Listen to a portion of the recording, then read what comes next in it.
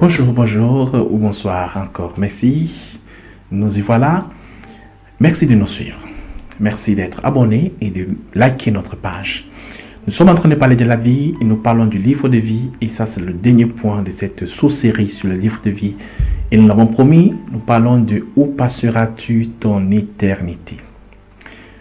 Où passeras-tu ton éternité? On va lire rapidement un verset qui va nous conduire, qui est dans l'évangile de Luc.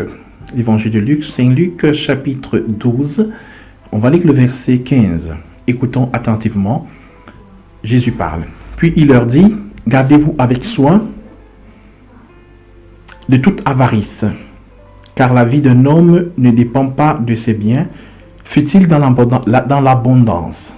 Il leur dit cette parabole, les terres d'un homme riche avaient beaucoup rapporté, et il raisonnait en lui-même disant, que ferai-je? Car je n'ai pas de place pour serer ma récolte. Voici, dit-il, ce que je ferai, j'abattrai mes greniers, j'en bâtirai de plus grands, j'y amasserai toute ma récolte et tous mes biens. Et je dirai à mon âme, tu as beaucoup de biens en réserve pour plusieurs années. Repose-toi, mange, bois et réjouis-toi. Mais Dieu lui dit, verset 20, insensé, cette nuit même, ton âme te sera redemandée. Et ce que tu as préparé, pour qui cela sera-t-il? Il en est ainsi de celui qui amasse des trésors pour lui-même et qui n'est pas riche pour Dieu. Où passeras-tu ton éternité? Mon frère, ma soeur, j'ai besoin de toute ton attention, mesdames, mesdemoiselles, messieurs. Il y a une éternité qui commence déjà sur la terre, mais il y a une éternité après ta mort. Tous les projets que tu peux avoir sur la terre, tous les bons projets que tu peux avoir, même de famille, même des projets nobles, aucun de ces projets ne te garantit la vie éternelle. Aucune des actions que tu poses, même en bonne intention, ne te garantit la vie éternelle. Alors écoute-moi attentivement. Seulement en Dieu, on peut avoir la vie éternelle. Seulement en étant trouvé en Christ. Jésus est le chemin, la vérité et la vie. Il est mort pour toi. Tu le saurais peut-être, mais ce n'est pas suffisant que tu le saches. Tu dois être trouvé en lui.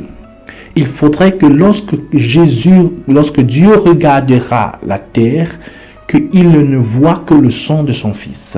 Et c'est ce sang qui va te sauver, qui va me sauver. Exactement lorsque l'ange de la mort circulait pour tuer les premiers fils des Égyptiens. Ce n'était pas ceux qui étaient beaux qui étaient épargnés. Ce n'était pas ceux qui avaient, une bonne coiffure qui était épargnée. Ce n'était pas une belle fille ou une belle femme qui était épargnée. Ce n'était pas une personne riche qui était épargnée.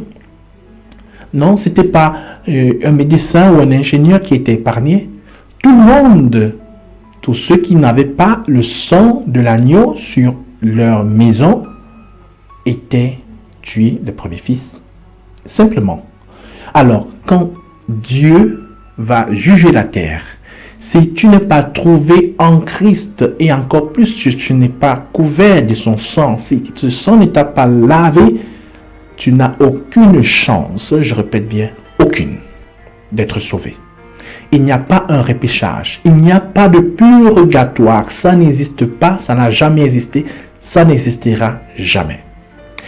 Il est temps que tu fasses la paix avec ton Dieu.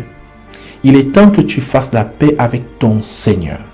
La seule action pour laquelle tu serais, et je crois que tu ne seras pas, mais que tu serais condamné, c'est lorsque tu ne reçois pas Jésus comme ton Seigneur et ton Sauveur et que tu ne reçois pas le pardon des péchés en Christ. Cette action te condamne pour l'éternité. Alors, s'il te plaît, ne risque pas. Ne risque plus et arrête-toi ce moment et crie avec moi, Seigneur Jésus. Tu peux même crier à haute voix, peu importe, trouve-toi un espace, un endroit quelque part et appelle le Seigneur. Parce que la Bible dit, celui qui invoquera le nom du Seigneur sera sauvé. Alors dis avec moi, Seigneur Jésus, viens à mon secours, sauve-moi, change-moi, transforme-moi. Répète tes mêmes paroles, tes propres mots, utilise plus ou moins ton expression et dis au Seigneur, viens dans mon cœur. Je te reçois dans ma vie. Maintenant, je voudrais être une nouvelle personne. Je voudrais être ton enfant. Merci de me sauver. Amen. Alléluia. Si tu as été sincère, waouh, merci, merci, merci, parce que cette vidéo a eu un fruit. Tu peux nous écrire et on se voit à la prochaine. La prochaine fois, nous entrons sur le thème l'arbre de vie et l'arbre de la connaissance du bien et du mal. On se voit à la prochaine. Shalom.